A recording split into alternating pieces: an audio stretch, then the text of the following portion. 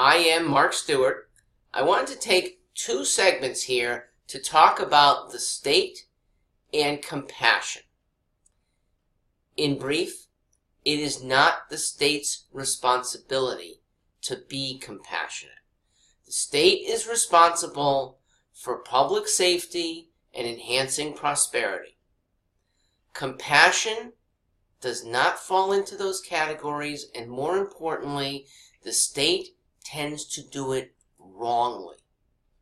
First off, in terms of responsibilities, the state, it can't discern compassion because each community differs.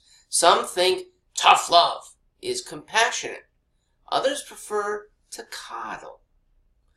On a statewide basis, if we ask, what action is compassionate, you're rarely going to get even majority approval. And when you're spending other people's money, it should be a supermajority. Majorities have the problem that a sliver majority will change. And then you get a year later a majority going the opposite way. That is not a wise way to run a business or a state. If there is supposed to be funding, it should be fairly consistent. So if you have a 2/3 majority for something, it's going to take a big swing to go 2/3 the other way. Second, it really can't be determined who deserves compassion.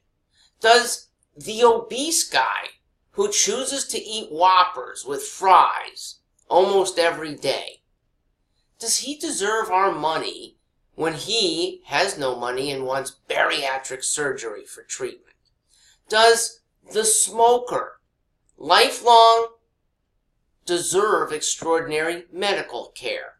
Anyone can quit smoking.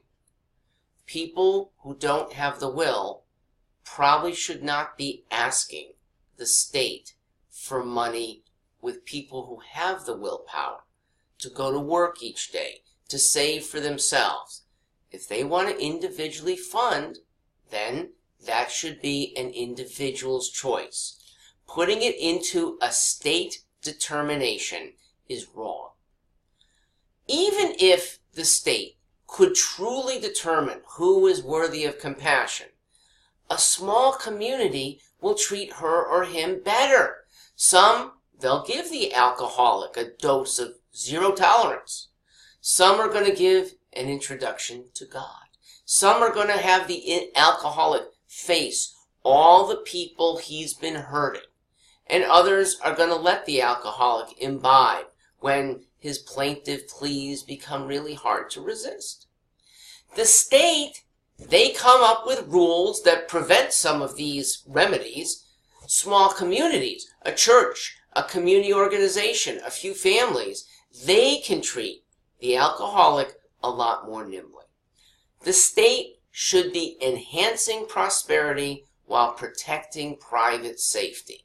Compassion is not in this mix because compassion does not beget prosperity. The closest that our Constitution comes to funding compassion is that the Connecticut Constitution does demand public education. And that's reasonable, and I still don't call that in the compassion side. That's really on the efficiency side. Education is so expensive that to ask a family, young family suddenly has twins of school age, to pay the full cost 2 times $15,000 a year for the next 12 years is almost impossible to finance. So a lot of that reasoning in the Constitution comes not out of compassion, but out of good efficiency for what the state's responsibility is. All right, more on the next segment. Thank you for listening. Again, I'm Mark Stewart. Yes, I am a candidate for governor 2018 in Connecticut.